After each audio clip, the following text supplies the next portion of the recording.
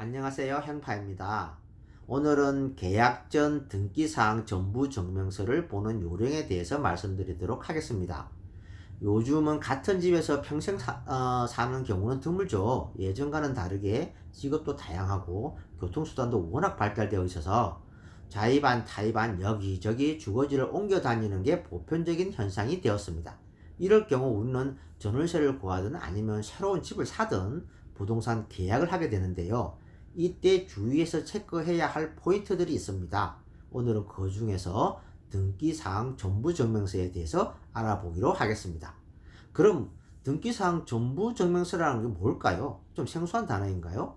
예전에는 등기부 등본으로 불렸던 서류인데요. 간단히 말씀드리면 부동산 관련 신분증이라고 보시면 됩니다. 집이 언제 지어지고 면적은 얼마이며 집 소유주는 누구인지 그 집에 빚은 있는지 없는지 이런 것들을 자세히 기록해 둔 서류라고 보시면 됩니다. 일반적으로 부동산을 계약할 때와 잔금 지급할 때 두 번 확인하는 게 좋은데요. 물론 대체로 공인중개사님이 확인 설명해 주시지만 알고 있으면 훨씬 도움이 되겠죠.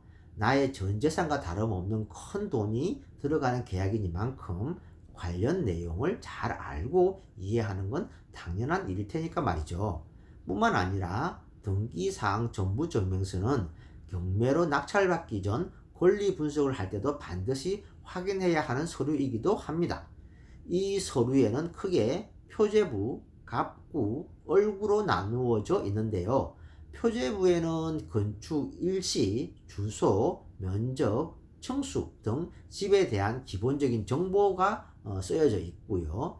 갑구에는 집의 소유자가 누군지 적혀 있고요. 과거의 집주인과 현재까지의 집주인의 변동 내용이 적혀 있습니다. 제일 마지막에 적혀 있는 소유주가 현재의 집주인이라고 보시면 됩니다. 얼구에는 집을 담보로 은행 대출을 받았는지 또는 개인적인 빚이 있는지 등을 알 수 있게 기록되어 있는데요.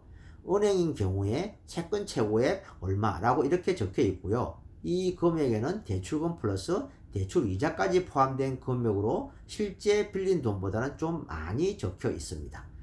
집 계약을 할 때 등기사항 전부증명서를 먼저 봐야 하는데요. 디테일한 내용 전부를 꼼꼼히 확인해 보시면 좋겠지만 시간이 만약 허락되지 않는다면 다음 세 가지 사항만은 꼭 체크하시기 바랍니다.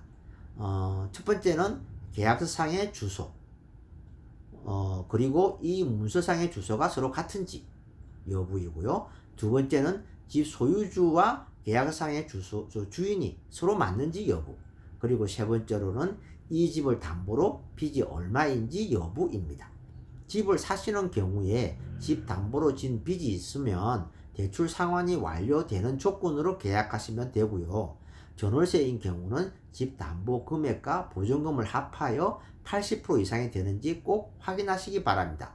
이것보다 높으면 나중에 집값 하락 시에 또는 경매로 넘어갈 때 보증금 회수에 어려움이 생길 수 있기 때문입니다.